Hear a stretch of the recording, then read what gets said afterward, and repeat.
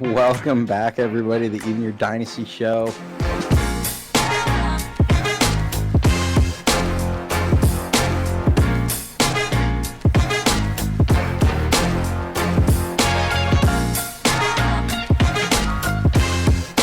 We just got breaking news in.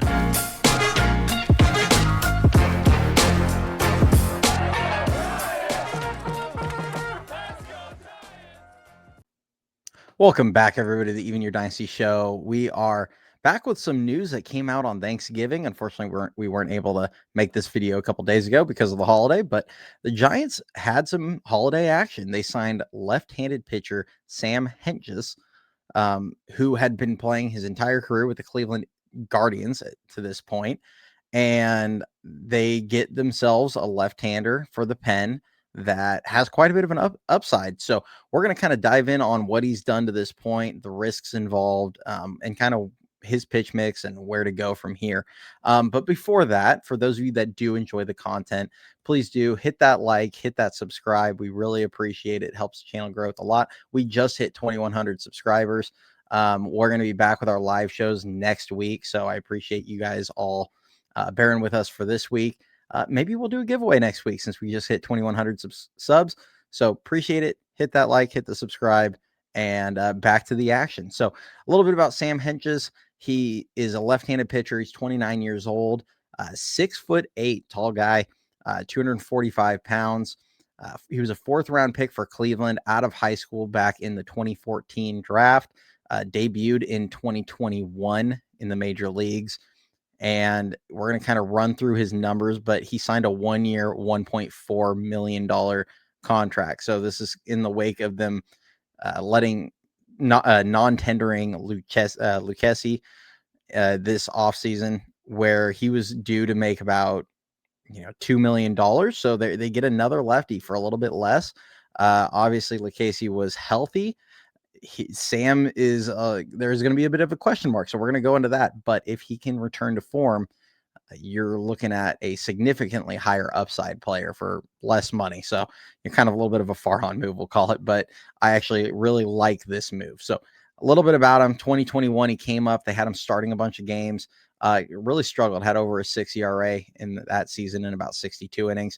But since, or 67 innings, but since then, 2022, they moved him to the pen, and he's been a really solid left-handed reliever out of the pen for 3 straight years. 2022, he appeared in 57 games. He had a 2.32 ERA with a 2.48 FIP, field independent pitching. So that's kind of a, gives you an idea of where they kind of expected the ERA and everything, or with average defense behind him. 62 innings pitched, a 0.97 whip, 10.5 Ks per 9, 2.8 walks per 9, 0.4 home runs per 9, and a 62.9% ground ball rate, which is 99th percentile in all of the majors. And you're going to see a pattern here with kind of what they like. 2023, 56 games. He had a 3.61 ERA with a 2.64 FIP. So the FIP was about a full run under his ERA. So some poor defense behind him. Expected stats were kind of a lot better. So kind of suggests he threw the ball a little better than he ended up with. But nonetheless, in 52 and a third innings pitched, he had a 1.36 whip, which don't love that year, but he was still overall really effective.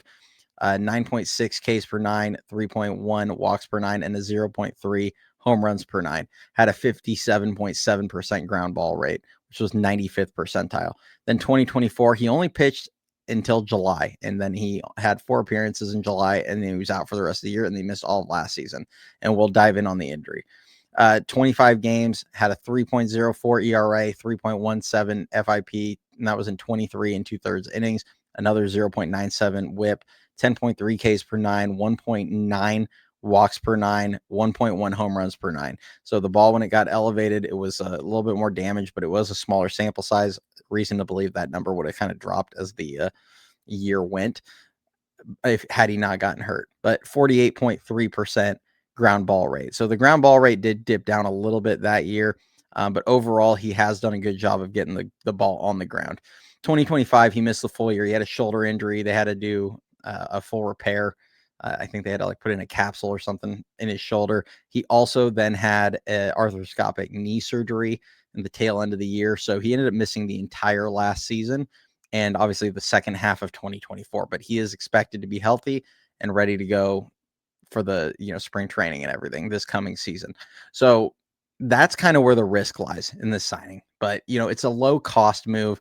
A guy that's making 1.4 million, like that's the kind of guy you make this move on, especially in the pen, because at his best he can be a really good reliever. And I'll talk about the fit in a bit. For pitch mix, he's a 4-pitch guy. He throws a 4-seam, a sinker, a slider, and a curve. The 4-seam he throws about 30% of the time, 95 averages 95.1 miles per hour. Curve, he throws it 32% of the time, averages 80.6. It's got a big 12-6 movement to it. Sinker, 17% of the time, 94.9 miles per hour. And then slider, he throws it 21% of the time with 87.9%, 87.9 mile per hour average. You'll notice the way he likes to pitch.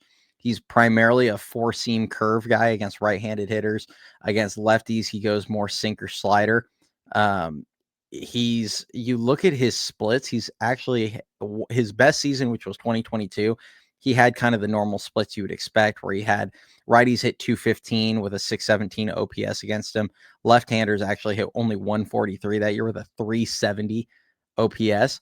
But the last 2 seasons he pitched, he had kind of reverse splits. 2023, righties hit 248 with a 619 OPS. Lefties hit 280 with a 721 OPS. And then in 2024, the right-handed hitters hit 193 with a 597 OPS against him, and lefties hit 250 with a 740 OPS. So reverse split guy the last 2 years, although obviously 2022 he did really well against lefties. So it'd be curious to see if maybe they adjust the way he attacks lefties.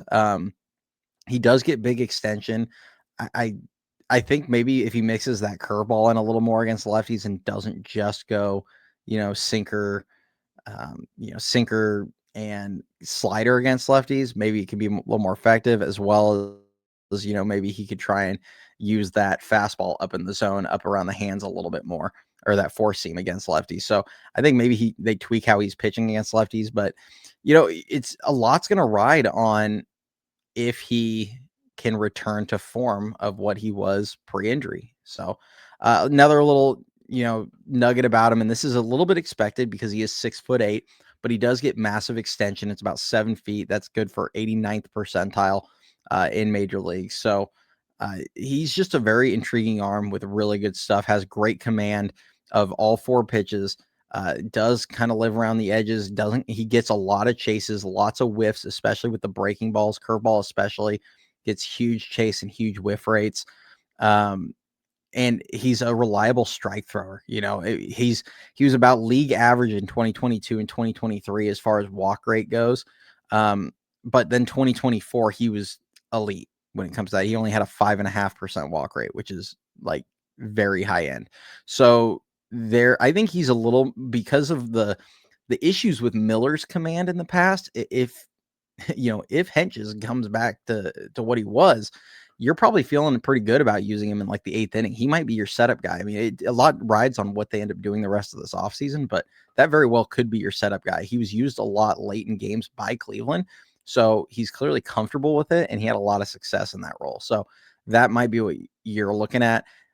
Gage is probably going to be your odd man out of the bullpen if everybody's healthy, assuming health with Miller and Henches, but I don't think it's safe to assume both those guys are going to be healthy. So I'd imagine Gage is going to enter camp competing. And if either of them has a setback, Gage is probably kind of your backup plan for a second lefty out of the pen. I mentioned it already with LaCasey, where you're saving some money.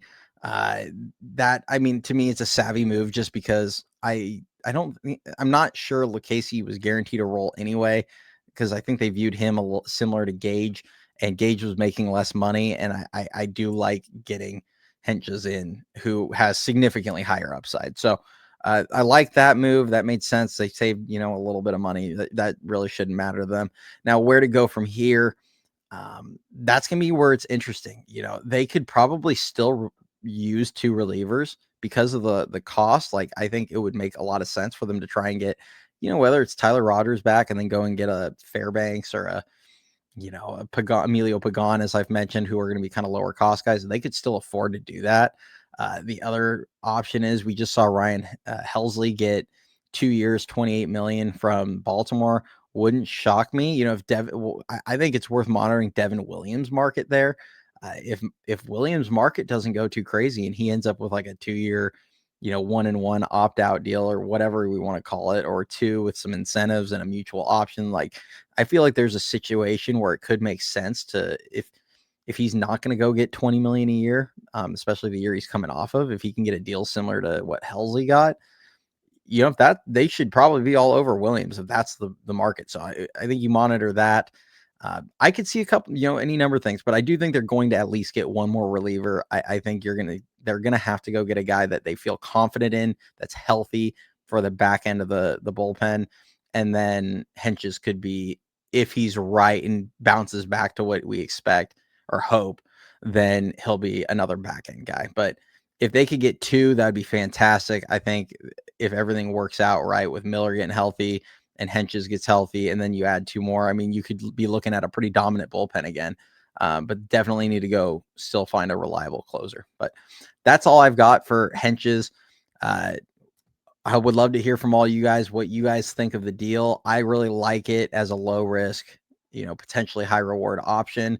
They clearly have a type, get a guy that gets the ball on the ground and gets a lot of swing and miss.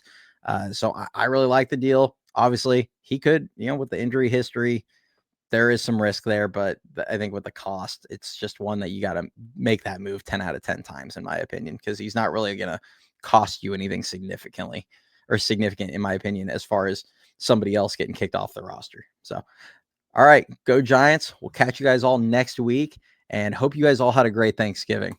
All right, see ya.